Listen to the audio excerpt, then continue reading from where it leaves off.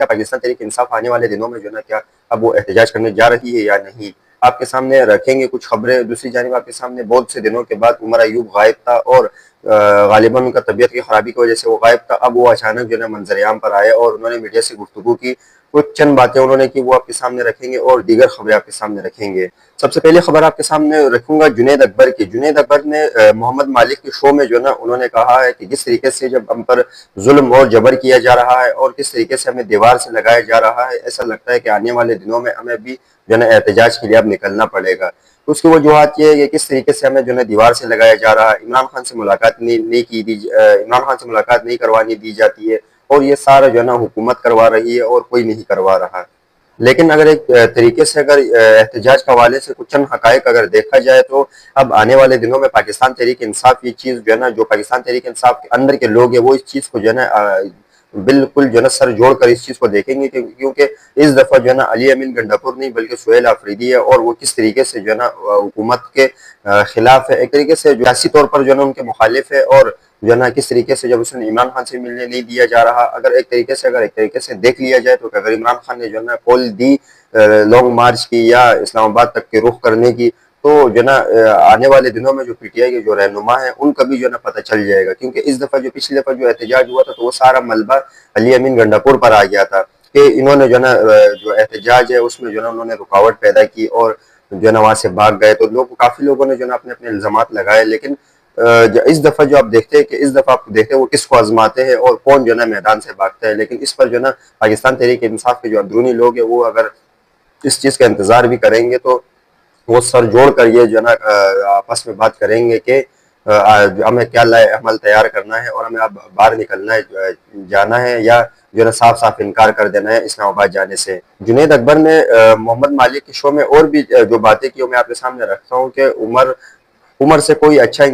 سیاستدان نہیں بنتا، عقل سے نہیں، اگر عقل سے یا عمر سے جو ہے نا اچھا سیاستدان بنتا تو نواز شریف جو ہے نا سیاستدان جو ہے نا بہت اچھا جو ہے نا سیاستدان ہوتا، لیکن جب ہم سے لوگ ملتے ہیں تو ہم سے وہ عمران خان کا پوچھتے ہیں، جو ہمیں ووٹ دیتے ہیں وہ عمران خان کا پوچھتے ہیں۔ ایسا جو ہے نا اس چیز کا خوف ہے، اگر ایسا نہ ہو وہی لوگ جو ہے نا خود جو ہے نا ہمیں خود جو ہے نا سڑکوں پر نکلے، وہ یہ جنید اکبر نے ایک واضح پیغام جو ہے نا حکومت کو بھی دیا ہے، اگر ہم لوگ اگر نہیں بھی نکلتے تو عوام بھی جو ہے نا نکلنے کے لیے تیار ہے کہ کس طریقے سے آپ لوگوں نے جو ظلم کیا ہے تو اس کے خلاف جو ہے نا سہیل آفریدی نے کو سامنے جو ہے نا صنم جاوید کی فائل رکھی گئی تو انہوں نے فوراً جو ہے نا آئی جی سے جو ہے نا رپورٹ طلب کر دی۔ آئی جی نے خود جو ہے نا نجی ٹی وی کے پروگرام کو انٹرویو دیتے ہوئے وہ کہتے ہیں کہ سہیل آفریدی کے آتے ہی پولیس نے ڈنڈا اٹھا لیا، یہ ایک صارف لکھتے ہیں، اور صنم جاوید کے کیسز اور ان کو کس نے اغوا کیا اور کہاں لے کے گئے،